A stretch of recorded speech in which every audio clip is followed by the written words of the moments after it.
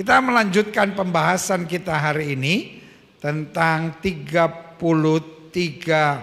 kuasa dahsyat, karya dahsyat Roh Kudus dalam kehidupan orang percaya. Sama-sama bilang sama saya, Roh Kudus berkarya dahsyat dalam hidup saya. Amin. Saudara di rumah ketik di live chat saudara, Roh Kudus berkarya dahsyat dalam hidup saya. Kalau saudara tanya sama saya, kenapa sih iseng banget udah 24 minggu terus kita harus ucapkan Roh Kudus berkarya dahsyat dalam hidup saya? Karena saya percaya firman Tuhan, apa saja yang kamu ucapkan kalau kamu tidak bimbang tapi percaya itu akan terjadi. Dengan kita mendeklarasikan Roh Kudus berkarya dahsyat dalam hidup saya yakini bahwa setan gak bisa atur hidup kita. Apapun yang jahat tidak bisa mengendalikan hidup kita. Karena kita sudah deklarasikan yang akan menentukan kehidupan kita adalah tuntunan dan karya Roh Kudus yang luar biasa. Amin. Nah, hari ini secara khusus dalam pembahasan ke-24 kita sedang membahas Roh Kudus memeteraikan kita. Dalam bahasa Inggrisnya lebih jelas dikatakan sealed. Kalau kita bicara meterai, kita pikir cuma sebuah kertas perjanjian yang berisi dua belah pihak lalu salah satunya ditempelkan materai. Karena itulah fungsi materai. Tapi kalau kita bicara bahasa Inggris soal sealed, segala sesuatu yang sudah siap, segala sesuatu yang akan dikirim, segala sesuatu yang kita tinggal terima akan di-sealed. Artinya tidak bisa berubah lagi. Makanya Alkitab berkata, Yesus adalah yang Alfa dan Omega. Dia ada sebelum segala sesuatunya ada, dan dia tetap ada ketika segala sesuatu sudah tidak ada. Tapi bukan hanya itu, Alkitab juga bilang dia tidak pernah berubah. Dulu, kemarin, selama-lamanya. Bahkan Alkitab berkata, apa saja yang difirmankannya, langit dan bumi boleh lenyap, tapi firman Allah tinggal tetap. Yang setuju katakan amin. Nah, ini yang kita mau belajar hari ini. Roh Kudus memeteraikan. The Spirit of God seal it. Roh Kudus memsealnya. Ya kan? Klik. Efesus 4 ayat 17 sampai 30. Di bawah judul perikop manusia baru. Taruh tangan kanan saudara di dada, sama-sama bilang, saya manusia baru. Ayat 17 bilang, sebab itu ku katakan dan ku tegaskan ini kepadamu dalam Tuhan. Jangan hidup lagi sama seperti orang-orang yang tidak mengenal Allah dengan pikiran yang sia-sia. Sama-sama bilang sama saya tidak mau hidup lagi seperti orang yang tidak mengenal Allah. Saya murid Kristus. Haleluya.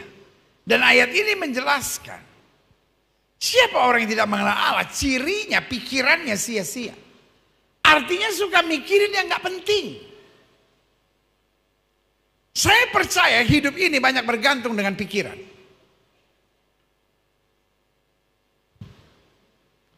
Kita senang atau tidak senang seringkali banyak berhubungan dengan pikiran.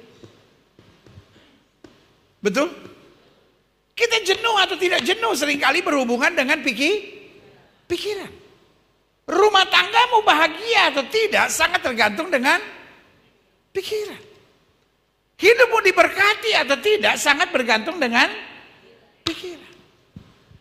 Ada banyak orang yang sebetulnya jauh lebih kaya dari saudara, tapi hidupnya lebih tertekan dari saudara. Setuju?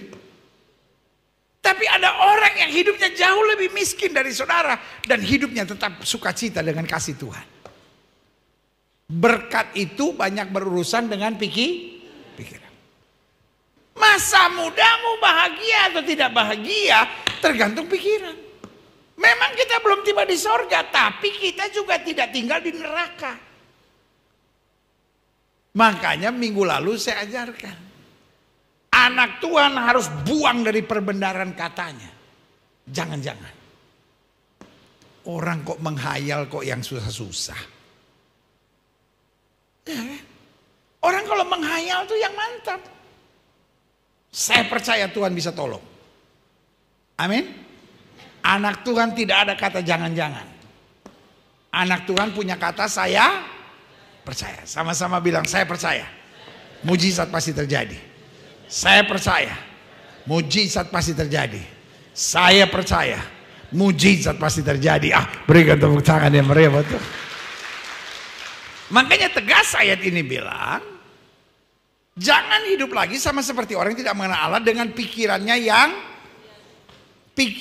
yang tidak bermanfaat dan pengertian yang gelap. Jauh dari hidup persekutuan dengan Allah karena kebodohan yang ada dalam mereka dan karena apa? Kedegilan hati mereka. Jadi kalau hidup ini kita mikirin yang susah, kita mikirin yang gak berguna, yang gak bermanfaat, itu kata Alkitab bodoh dan dekil. Bahkan ayat 19 bilang perasaan mereka telah tumpul. Sehingga mereka menyerahkan diri kepada hawa nafsu dan mengerjakan dengan apa? Serakah segala macam kecemaran. Ayat 20. Tapi kamu bukan demikian. Bilang sama sebelah saudara, kamu bukan demikian. Karena ayat ini bilang kamu telah belajar mengenal Kristus. Karena apa? Karena kamu telah mendengar tentang dia dan menerima pengajaran dalam dia. Kamu udah mengerti apa yang dia mau menurut kebenaran yang nyata dalam Yesus. Yaitu bahwa kamu berhubung dengan kehidupan kamu yang dahulu, kehidupan yang masih dalam gelap, harus menanggalkan manusia lama yang menemui kebinasaannya oleh apa? Nafsunya yang menyesatkan. Supaya kamu dibaharui di dalam apa?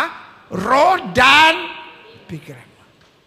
Jadi ciri kita telah menjadi manusia baru yang mendengarkan manusia lama, pikiran kita bersih. Saya percaya orang yang pikirannya bersih, jalannya penuh berkat Tuhan. Amin. Sama-sama bilang sama saya, kalau pikiran saya bersih, jalan saya penuh berkat Tuhan. Saudara-saudara yang ada di rumah ketik di live chat saudara, kalau pikiran saya bersih, jalan saya diberkati oleh Tuhan. Kadang-kadang yang bikin susah hidup saudara, yang bikin mencemaskan hidup saudara, yang bikin hidup berat buat hidup saudara adalah pikiran. Santai aja. Pokoknya kita percaya Tuhan pasti tolong. Siapa yang percaya? Berikan tepuk tangan ya buat Tuhan. Jadi jangan pikirin yang gak penting dalam hidup ini. Yesus sudah mati di kayu salib, dia sudah berikan Roh Kudus, apalagi yang kurang dalam hidup kita. Amin. Coba lihat selanjutnya. Karena itu, buanglah dusta. Kenapa orang dusta? Karena pikirannya itu penuh dengan kekhawatiran. Aduh, nanti kalau saya ngomong benar, nanti gimana kalau begini, nanti gimana kalau begini. Boleh nggak? Kita nggak usah mikir yang aneh-aneh lah. Pokoknya saya akan ngomong yang benar. Orang mau terima atau tidak terima, orang mau sakit hati atau tidak sakit hati, orang mau marah atau tidak marah. Pokoknya saya ngomong yang benar, apapun yang risikonya saya jalani. Setuju? Karena itu buanglah dusta. Berkatalah benar seorang kepada yang lain. Karena kita ini adalah sesama anggota. Apabila kamu menjadi marah, janganlah kamu berbuat dosa. Pak, berita baik, engkau boleh marah. Bu, berita baik, engkau boleh. Tapi jangan berbuat dosa. Be angry and sin not. Boleh engkau marah, tapi jangan menghina. Boleh engkau marah tapi jangan melukai. Boleh engkau marah tapi jangan menuduh. Engkau boleh marah tapi jangan kau memojokkan seseorang. Ya tapi niat saya baik. Pertanyaan saya sederhana. Orang kalau niatnya baik, perbuatannya pasti baik gak? Orang kalau niatnya baik, perbuatannya pasti baik gak? Enggak. Perempuan yang akhirnya selingkuh sama suami ibu, niatnya tadinya baik loh. Suami ibu kan stres, dia curhat. Pertanyaan saya, cewek itu niat gak? Saya mau ganggu laki orang gak? Gak ada orang gila begitu. Itu bukan manusia, monyet itu orang itu. Niatnya baik. Kesiannya tuh bapak ya. Barang bagus kok dibuang sia-sia. Udahlah, saya mau coba bangkitkan kembali hidupnya, kesian dia kelihatannya kayak kurang semangat hidup. Saya beri semangat. Lama-lama bapaknya ngerasa, oh iya luar biasa ya. Wah, mulai tadinya dekat, lama-lama korslet. Mulainya masih Pak, selamat pagi, lama-lama Pak, udah pagi. Beda toh? Beda. Oh beda. Kalau Pak sudah ada yang ngeliatin saya bingung. Dia tanya sama temannya, lucunya di mana sih? Memang kadang-kala untuk tertawa itu membutuhkan otak yang cemerlang. Ya kan? Kalau Pak selamat pagi artinya Bapak baru datang, saya sudah ada di kantor. Kalau Pak sudah pagi, saya berdua ada di satu tempat, kaget. Karena ini udah pagi, udah waktunya masuk kantor. Ah ini dia, ya kan? Jadi banyak orang misalnya anak muda rumah tangga broken home, dia pakai narkoba, tujuannya baik, niatnya baik. Daripada saya akhirnya ngelawan orang tua, udahlah saya pergi aja, udahlah saya cuma mau ngelupain, saya nggak mau aneh-aneh pendeta, saya cuma mau lupain. Lama-lama terikat dan terbelenggu. Setuju? Ada banyak orang awalnya niatnya baik. Ada banyak suami niatnya baik. Ada banyak istri niatnya baik.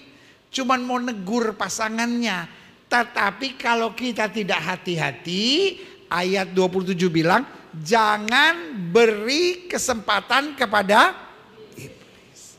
Iblis ahli membuat kita melakukan tindakan yang salah dengan niat yang baik. Apabila kamu menjadi marah, janganlah kamu berbuat dosa. Janganlah matahari terbenam. Ini bukan berarti kita jangan marah jam 6 sore, bukan. Jangan sampai kegelapan menguasai. Jangan sampai cara orang hidup dalam kegelapan. Makanya Alkitab bilang janganlah beri kesempatan kepada iblis. Taruh tangan kanan saudara di dada. Sama-sama bilang, saya tidak boleh memberi kesempatan kepada iblis. Ayat 28. Orang yang mencuri, janganlah ia mencuri lagi. Tapi baiklah ia bekerja keras dan melakukan pekerjaan yang baik dengan tangannya sendiri supaya ia dapat membagikan sesuatu kepada orang yang berkekurangan. The end of the day, supaya hidup kita bermanfaat dan jadi berkat. Amin. Kenapa saya bilang setiap kita harus menyadari saya orang diberkati? Karena dengan menyadari bahwa kita diberkati, maka pikiran kita bagaimana kita berbuat sesuatu dan berbagi. Setuju nggak?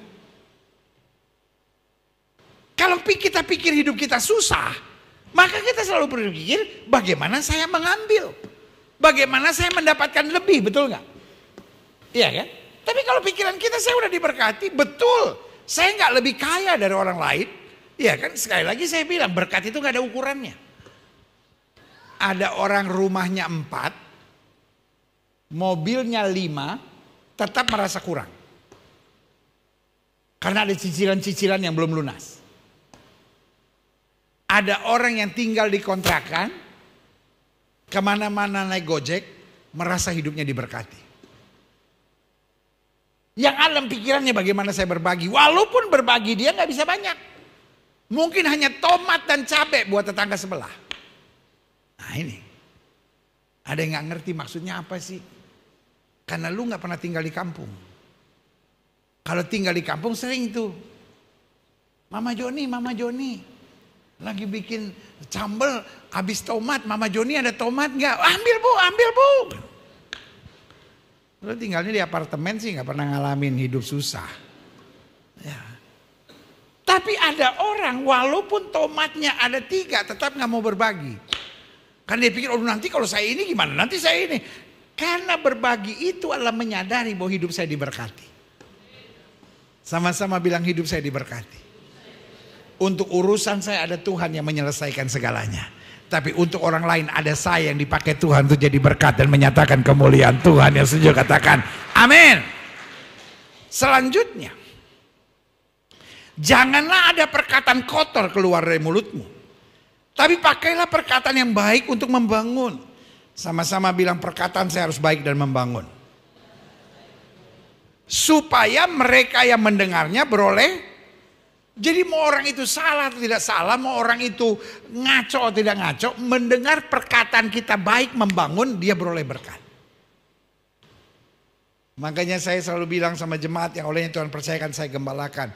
Saya sayang sama setiap saudara. Saya harus ngomong jujur, setiap hari saya mendoakan saudara. Supaya Tuhan memberkati saudara. Betul mungkin saya nggak kenal nama saudara satu persatu. Tapi minimal dalam doa saya bilang, Tuhan, setiap jemaat yang olehnya Tuhan percayakan untuk saya gembalakan. Baik yang rajin hadir di gereja, maupun mereka yang menerima berkat firman Tuhan dari tayangan di rumah masing-masing. Doa saya jaga mereka, berkati mereka, tuntun mereka, dan bawa mereka dalam kemuliaan. Walaupun saya mendoakan setiap saudara tiap hari. Tapi ingat, perkataan yang baik membuat engkau diberkati. Jadi kalau saudara selalu ngomong yang baik, maksudnya gini, meskipun orang salah, meskipun orang gak benar gitu, saudara tetap tegurnya dengan kasih, saudara tetap tegurnya dengan kata-kata yang bertanggung jawab. Orang itu pasti mendoakan saudara. Gila ya, gue udah salah. Gila gue udah bohongin dia. Gila gue udah mengkhianati dia.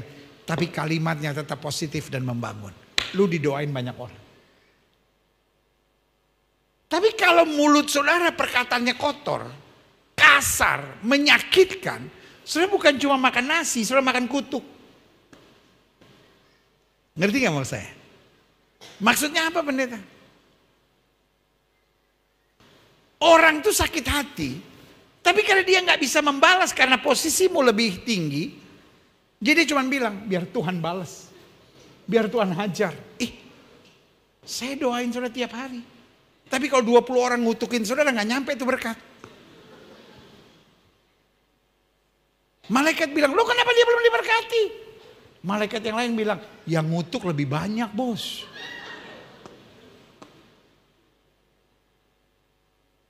Saya memang rindu lihat hidup saudara diberkati. Karena itu doa saya. Pastikan jaga perkataan saudara. Dimanapun saudara ada, saudara membangun dan menjadikan damai sejahtera Kristus. Berikan tepuk tangan yang meriah buat Tuhan. Haleluya. Selanjutnya saya catat firman Tuhan di sini. Dan janganlah kamu mendukakan Roh Kudus Allah yang telah memeteraikan kamu menjelang hari penyelamatan. Jadi jelas, kalau kita masih pakai cara lama, kita mendukakan Roh Kudus Allah. Padahal Roh Kudus itu memeteraikan kita menjelang hari penyelamatan. Supaya iblis tidak bisa mencuri apapun, dunia tidak bisa mengambil apapun, dunia tidak bisa menggoyahkan apapun. Semua yang sudah Tuhan sediakan, Tuhan akan nyatakan bagi kita orang percaya. Amin. Nah, makanya saya simpulkan begini, klik. Roh Kudus adalah materai, sealed, jaminan kita. Lalu kalau saudara tanya apa maknanya? Yang pertama saya catat di sini. Roh Kudus adalah materai pelunasan dari hutang masa lalu. Dengar hutang aja, amin. Nah ini bukan hutang cicilan maksud saya ini. Hutang di sini kata Alkitab, segala hutang dosa, hutang kutuk, hutang kejahatan kita, segala kegelapan masa lalu kita sudah dibereskan. Amin. Coba lihat ayat ini. Kolose 2 ayat 14. Dengan menghapuskan surat hutang yang oleh ketentuan-ketentuan hukum mendakwa dan mengancam kita, dan itu ditiadakannya, itu dibereskannya dengan memakukannya pada kayu salib. Jadi Roh Kudus adalah materai perjanjian bahwa kita sudah bebas dari surat hutang karena iblis pekerjaannya mendakwa. Alkitab berkata iblis itu siang dan malam mendakwa kita. Kamu tidak layak menerima berkat. Kamu berdosa. Tapi Daud bilang, berbahagialah orang yang dosanya sudah diampuni. Itu bukan berarti mulai besok. Ketika tagihan hutang datang, sudah bilang, gembala saya bilang hutang saya semua udah lunas. Yesus yang sudah bayar. Tagih ke dia. Lu yang hutang nagihnya ke gua. Ribet. Tapi maksud saya, setan gak punya hak mendakwa kita lagi. Kita berhak hidup bahagia. Kita berhak hidup berkemenangan. Kita berhak hidup sukacita. Kita berhak untuk menerima segala anugerahnya yang sempurna. Yang setuju berikan tepuk tangan yang meriah. Yang kedua, yang saya pelajari, Roh Kudus adalah materai sealed jaminan kita. Yang kedua, materai kedekatan dan status kita. Coba lihat.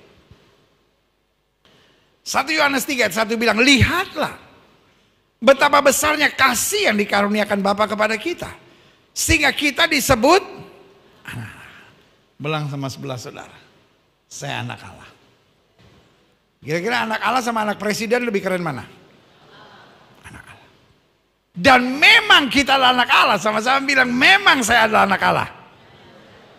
Karena itu dunia tidak mengenal kita. Sebab dunia nggak akan ngerti cara pikir saudara.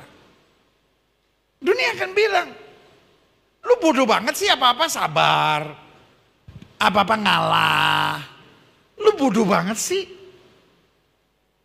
Nggak ngikut nge-vape, nggak boleh merokok, nggak boleh minum mabuk, nggak boleh judi.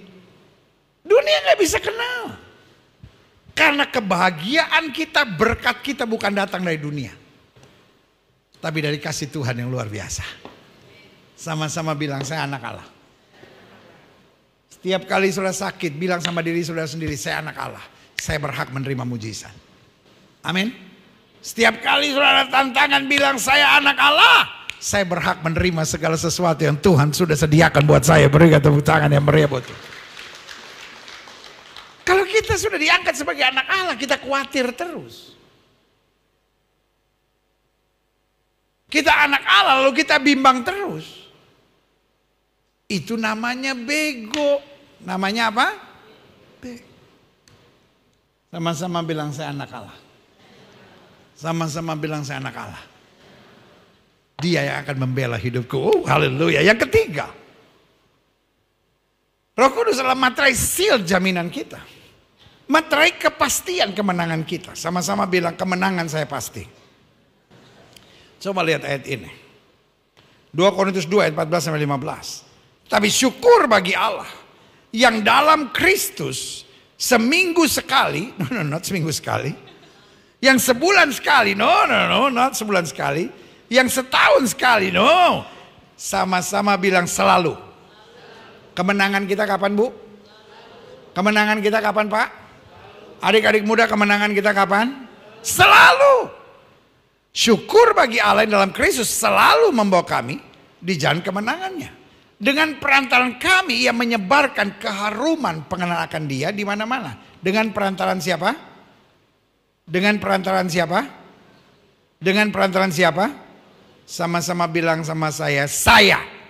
Dengan perantaran siapa? Saya. Iya, Yesus menyebarkan keharuman pengenalan akan Yesus di mana-mana. Sebab bagi Allah, kami adalah bau harum dari Kristus di tengah-tengah mereka yang diselamatkan dan di antara mereka yang binasa. Tanya sama sebelah saudara. Bau harum atau bau busuk? Ya. Kalau setiap kali kita khawatir, setiap kali kita curiga, setiap kali omongan kita negatif, setiap kali kita cuma mengkritik, setiap kali kita cuma nyerang sana, nyerang sini, engkau menjadi bau busuk. Tapi anak Tuhan selalu membawa penghiburan. Anak Tuhan selalu memberi kekuatan. Karena jalan kemenangan kita pasti. Sudah dimateraikan oleh Roh Kudus. Sekarang yang saudara mau pegang apa? Perasaan saudara atau firman Tuhan? Perasaan saudara berubah-ubah. Tapi firman Tuhan bilang langit dan bumi akan lenyap, tapi firman Allah tinggal tetap. Walaupun bertentangan dengan perasaan dan naluri kita, saya tetap percaya Alkitab bisa dipercaya. Sama-sama bilang sama saya, Alkitab bisa dipercaya. Sama-sama bilang sama saya, Alkitab bisa dipercaya. Karena Alkitab bisa dipercaya, saya lebih percaya firman Tuhan daripada perasaan. Amin. Yang keempat saya lihat, Roh Kudus adalah materai seal jaminan kita. Yang pertama dia materai pelunasan dari hutang masa lalu. Yang kedua dia materai kedekatan dan status kita sebagai anak Allah. Yang ketiga dia materai kepastian kemenangan kita selalu dan memancarkan bau harum. Dan yang keempat, Roh Kudus adalah materai jaminan kita, materai kepastian. Dia mengenal kita dan menuntun kita pada respons yang benar. Coba lihat ayat ini. Tetapi dasar yang diletakkan Allah, jadi materai dari Allah itu teguh. Dan materainya ialah apa? Tuhan mengenal siapa kepunyaannya. Dan setiap orang yang menyebut nama Tuhan, karena kita tahu kita dikenal oleh Tuhan, hendaklah meninggalkan. Selalu saya bilang, kita hidup di era yang bernama post-truth. Dan orang di zaman post-truth, cirinya adalah freedom of speech. Freedom of speech kadangkala tidak dipahami orang sebagai mengucapkan sesuatu secara bertanggung jawab. Tapi freedom of speech hari-hari ini, orang ngomong dulu baru mikir. Orang ngomong dulu baru mikir. Buat saudara-saudara yang ada di media sosial, pertanyaan saya sederhana. Orang yang membuli saudara, orang yang mengkritik saudara, orang yang menyerang saudara, orang yang memaki saudara, kenal saudara enggak? Pokoknya ngomong dulu baru mikir. Ada banyak orang stres. Tapi hari ini saya mau bilang, ngapain lu stres karena omongan orang? Emang saudara kalau nggak ada makan dia yang kasih makan? Saya mau bilang satu hal yang dahsyat. Tuhan mengenal kita. Sama-sama bilang Tuhan kenal saya. Dan indahnya meskipun Tuhan mengenal kita, dia tahu kekurangan, dia tahu kelemahan kita. Tapi dia jamin satu utas rambutmu pun tidak akan jatuh ke tanah. Dia jamin singa dan ular tedung akan kau langkahi. Dia jamin kalaupun 1000 rebah di sisi kirimu, 10.000 rebah di sisi kananmu, itu tidak akan menimpamu. Aku menyertai engkau sampai kesudahan alam. Sama-sama bilang Tuhan kenal saya. Tapi Tuhan yang kenal saya tidak membuat kita pusing dengan apa yang orang katakan tentang saudara. Kita harus fokus pada respons yang benar. Amin. Kita tidak dipanggil untuk menyenangkan hati semua orang. Tapi kita dipanggil untuk segala keadaan melakukan yang Tuhan mau.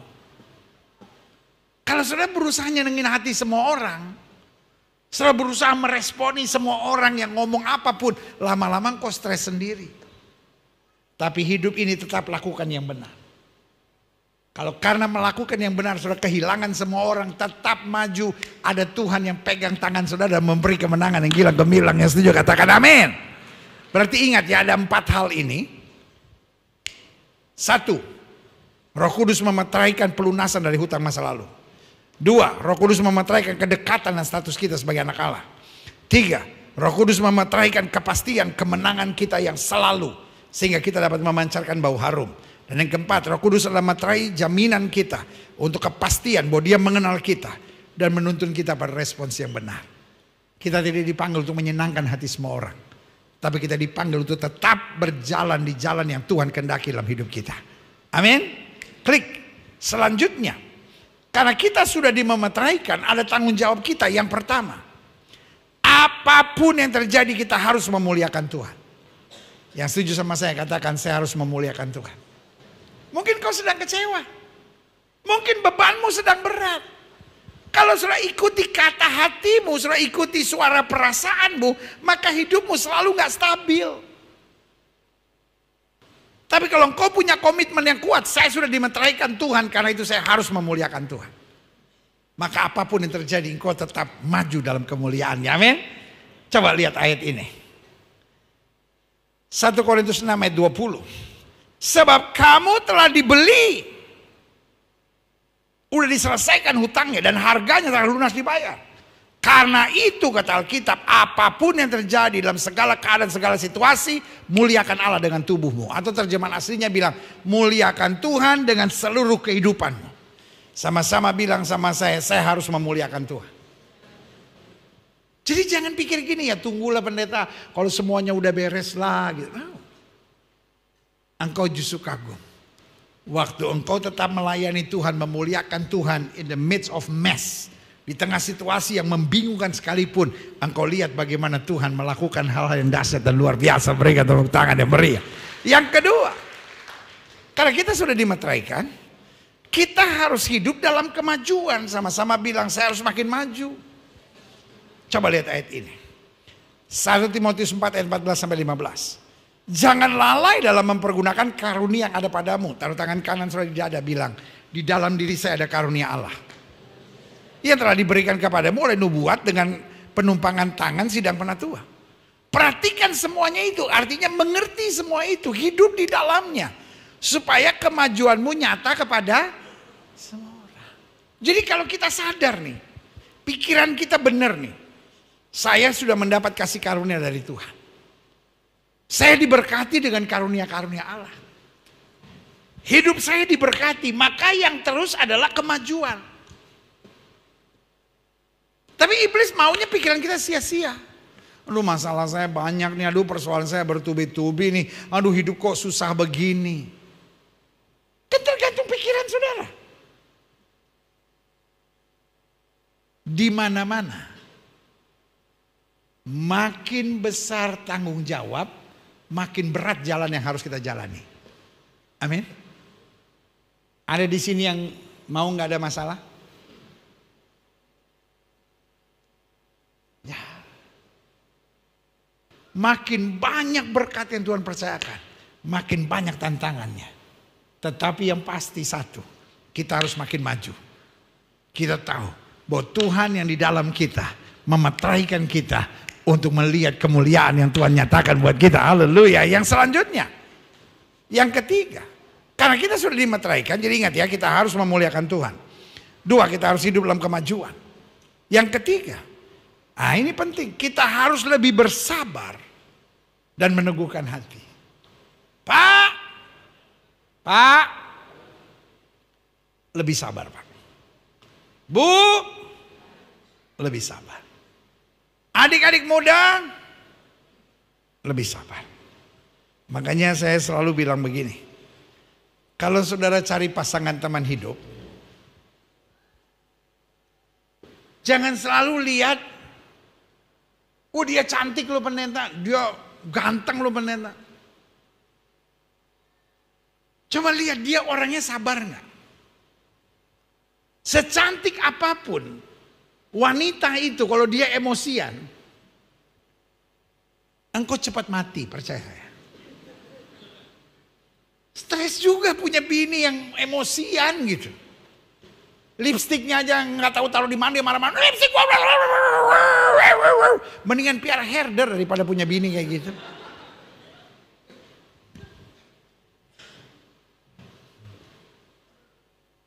Seganteng apapun suami saudara, tapi kalau emosian, bu, cepat mati bu. Cepat kena cancer terus mendem gitu bu. Ada ibu yang ngerti saya. Pantas saya penyakitan, suami saya emosian. Hari ini sebagai hamba Allah saya hanya mau ingatkan. Dunia yang sedang kita jalani makin keras. Kuncinya kita harus sabar. Sama-sama bilang saya harus sabar. Coba lihat ayat ini nih, penting nih. Yakobus 5 ayat 8-9. Kamu juga harus bersabar. Sama-sama bilang saya juga harus sabar. Dan bukan hanya sabar. Karena kalau cuma sabar lama-lama makan di dalam. Tapi meneguhkan hati. Karena kedatangan Tuhan sudah dekat. Apa hubungannya? Alkitab sudah bilang. Sebelum kedatangan Yesus akan datang masa-masa yang sukar. Dan Alkitab jelas bilang manusia akan makin mencintai dirinya. Manusia akan menjadi pengkhianat.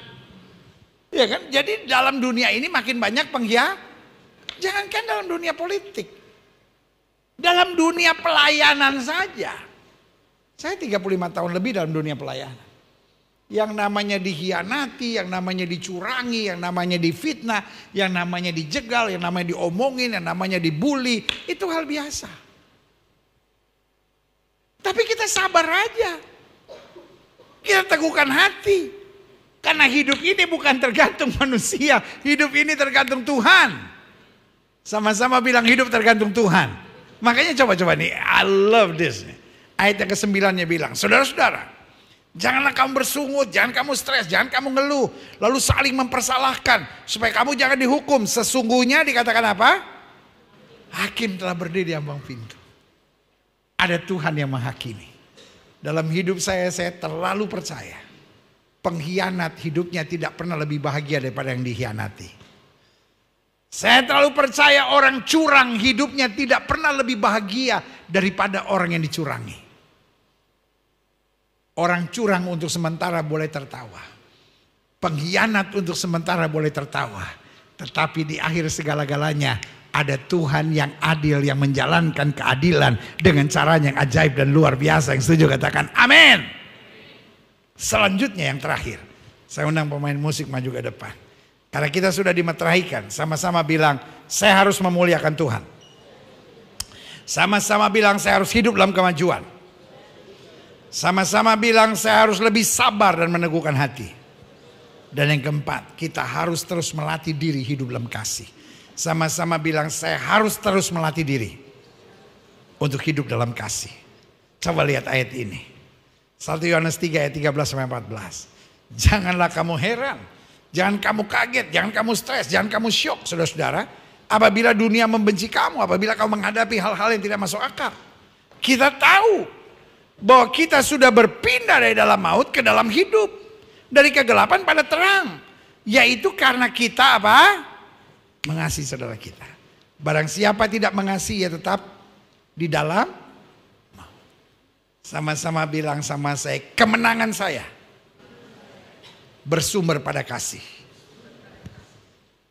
Kalau kita pakai cara-cara dunia, benci, stres, bingung, ngutukin orang, hidup kita berat.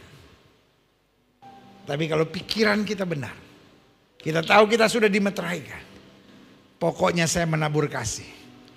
Maka Tuhan beri kekuatan, Tuhan beri pembelaan, Tuhan beri jalan keluar buat kita. Berikan tepuk tangan yang meriah. Saya undang kita semua bangkit berdiri. Yesus, ku bangga padamu. Amin. Yesus, Kaulah harta kebanggaanku, selamanya ku padamu. Haleluya.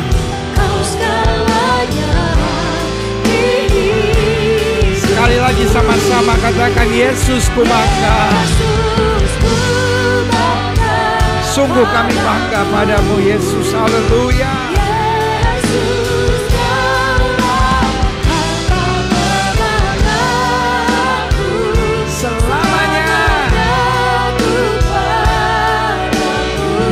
Kau segala-galanya. Haleluya. Musik main dengan sangat lembut. Setiap mata terpejam, setiap kepala tertunduk, setiap hati terangkat pada Tuhan. Jangan lagi hidup dengan pikiran yang sia-sia. Ngapain sih mikirin yang gak penting dalam hidup? Kenapa kita gak yakin saja Tuhan tidak mungkin meninggalkan kita? Dia sudah memeteraikan perjanjiannya. Bahwa segala hutang telah diselesaikannya, darahnya menyucikan.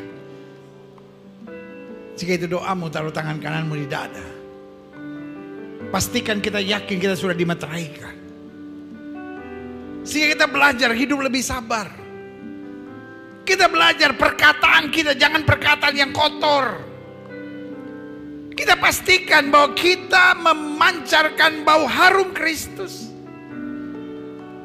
Bukan bau busuk kebencian. Bukan bau busuk kecurigaan. Bukan bau busuk membicarakan kesalahan orang terus menerus. Bukan bau busuk keserakahan. Jika itu doamu, taruh tangan kananmu di dada. Ini waktunya. Kita bukan pusing sama orang. Tetapi tetap menjaga respons kita benar di hadapan Tuhan. Sehingga engkau makin hari makin maju. Makin memancarkan kemuliaan Tuhan. Karena kita hidup untuk memuliakan Tuhan. Apapun boleh terjadi. Tapi kita sudah dimeteraikan, pastikan kita memuliakan Tuhan. Bukan hanya memuaskan diri sendiri. Jika itu doamu, taruh tangan kananmu di dada. Setiap sering yang didoakan, yang taruh tangan kanan sudah di dada, boleh angkat tangan dua-dua tinggi-tinggi. Izinkan saya doa Bapa. Kami angkat tangan kami dua-dua karena kami mengerti kami sudah dimeteraikan oleh kuasa Roh Kudus-Mu. Sehingga kami hidup dalam kemajuan. Kami hidup memuliakan Tuhan. Kami hidup dalam kasih. Kami hidup berarti bagi kerajaan Allah. Lihat tangan-tangan yang terangkat. Lihat hati yang terbuka. Ampuni kami kalau kami memancarkan bau busuk. Tapi biarlah kami yakin kami adalah anak Allah yang dimeteraikan dalam kuasa kemuliaan-Mu. Kami gak hidup lagi dengan cara-cara dunia, tapi pikiran kami, pikiran yang berguna, bersih dan membangun dan jadi berkat. Karena cukup berkat Tuhan dalam hidup kami, sehingga kami terus jadi berkat dan memancarkan kemuliaan Tuhan. Terima kasih Bapa. Lihat tangan-tangan yang terangkat, lawat dengan kasih-Mu. Sudah angkat tangan dua-dua, tanamkan dalam roh-Mu. Aku orang yang diberkati. Aku orang yang diberkati. Betul kita ada tantangan, tapi selalu ada kemenangan-kemenangan dahsyat yang Tuhan akan nyatakan buat hidup kami. Bapak, aku orang yang diberkati. Bapak, aku orang yang diberkati. Bersihkan pikiranku. Terima kasih. Hamba juga doa buat yang sakit Allah, karena hamba percaya kesembuhanlah hak mutlak kami sebagai orang percaya. Setiap saudara yang di rumah, setiap saudara yang di gereja, kalau kau sakit, letakkan tangan kananmu di bagian tubuh yang sakit. Bapa, firman-Mu berkata orang percaya akan tumpang tangan buat yang sakit, dan yang sakit akan disembuhkan. Dengan iman kami praktekkan firman Tuhan ini. Kami letakkan tangan kanan kami di bagian tubuh kami yang sakit. Kami tolak sakit penyakit, kami tolak kelemahan tubuh, kami tolak campur tangan kegelapan. Kami patahkan kuasanya di dalam nama Yesus. Hai setan sakit penyakit, kau tidak punya kuasa. Kami perintahkan sekarang keluar dalam nama Yesus. Segala virus, bakteri, kuman, kami perintahkan keluar dalam nama Yesus. Segala infeksi, segala peradangan, segala kutuk, segala kuasa-kuasa kegelapan tentang sakit penyakit, kami perintahkan keluar dalam nama Yesus. Sakit kepala, mata, telinga, hidung, tenggorokan, sembuh dalam nama Yesus. Jantung, paru-paru, mah, liver, ginjal, sembuh dalam nama Yesus. Cancer, kista, miom, tumor, sampai ke akar-akarnya Tuhan cabut dalam nama Yesus. Kuasa Tuhan bekerja. Darah rendah, darah tinggi, kolesterol, asam urat, asam lambung, normal semua dalam nama Yesus. Alergi sembuh dalam nama Yesus. Gangguan pada persendian, otot-otot, tulang-tulang bebas dalam nama Yesus. Kuasa Tuhan bekerja. Karena Yesus kami tidak berubah dulu, kemarin, hari ini dan sampai selama-lamanya. Dengan iman kami nyatakan oleh bilur-bilur Kristus kami yang percaya sudah dijamah dan disembuhkan Tuhan dengan kuasa-Mu yang luar biasa. Inilah tepuk tangan sorak-sorai kemenangan kami, tepuk tangan sukacita kami. Karena Yesus melakukan hal-hal yang luar biasa. Terima kasih Bapa. Terima kasih. Hamba mengasihi jemaat-Mu satu persatu. Apa yang Tuhan taruh di hati hamba sudah hamba sampaikan bagi umat-Mu. Hamba doa firman termaterai apa saja yang mereka kerjakan dibuat Tuhan berhasil. Mereka gak turun tapi naik. Mereka jadi ekor, mereka jadi kepala. Hari-hari yang penuh mujizat boleh menjadi bagian hidup mereka. Keluarga mereka diberkati dan hidup mereka penuh dengan kemajuan yang berkenan kepada Tuhan. Bangsa negara kami Indonesia, selamatkan ya Allah damai sejahtera atas Indonesia. Umat mayoritas di bangsa ini Tuhan bimbing dalam damai sejahtera dan keselamatan. Bapak Presiden, Wakil Presiden, para menteri, pejabat di pusat dan di daerah, para gubernur, para wali kota, para bupati, para polisi, para tentara, Kapolri dan Panglima TNI, para anggota DPR RI, DPRD tingkat 1, DPRD tingkat 2, para anggota DPD, para anggota dari MPR RI, para anggota BNPT, BNPB, BPK, KPK, MA, pengadilan, kejaksaan, bahkan para pengacara. Ya Kristus, bimbing para pemimpin di bangsa kami dan para aparat penegak hukum di bangsa kami. Jauhkan dari malapetaka, mara bahaya, dari segala niat orang jahat dan kuasa kegelapan. Bahkan dukun, paranormal, penasihat spiritual dihalaukan dari para pemimpin di bangsa kami dan aparat penegak hukum di bangsa kami. Roh rakus, roh serakah, roh korupsi dipatahkan dalam nama Yesus. Jauhkan bangsa kami dari para mafia yang hanya mencari keuntungan di atas penderitaan dan air mata rakyat. Berikan kepada aparat penegak hukum di bangsa kami dan para pemimpin di bangsa kami hati yang takut akan Tuhan, hikmat sorgawi, sehingga apa saja yang dikerjakannya Indonesia makin hari makin maju. Indonesia makin hari makin kuat. Hasil bumi, hasil tambang, hasil laut, hasil hutan, semua baik dalam nama Yesus. Kesehatan masyarakat, pendidikan, ekonomi, politik, pembangunan, keamanan, semua baik dalam nama Yesus. NKRI, Undang-Undang Dasar 45, Pancasila, Bhinneka Tunggal Ika tetap terjaga di bangsa kami. Terima kasih Tuhan. Gereja-gereja di mana-mana tempat Tuhan bela dan nyatakan kemuliaan-Mu. Sehingga meskipun gereja terdiri dari berbagai denominasi dapat dipersatukan Tuhan sebagai satu tubuh Kristus yang esa. Gereja-Mu di tempat ini, Gereja Bethel Indonesia Glow Fellowship Center, Tuhan pakai terus untuk menegakkan kerajaan Allah dalam kebenaran dan kasih. Dan akhirnya setiap kami Tuhan arahkan untuk menyadari kami telah dimeteraikan oleh kuasa Roh Kudus. Sehingga kami fokus mentuntaskan amanat agung Kristus, pergi beritakan Injil pada setiap makhluk, memancarkan bau harum Kristus dimanapun Tuhan tempatkan. Di dalam nama Yesus kami berdoa. Dan kami siap menjadi pelaku-pelaku firman. Yang siap jadi pelaku-pelaku firman, sama-sama kita katakan amin. Beri tepuk tangan yang meriah buat Tuhan. Silahkan duduk.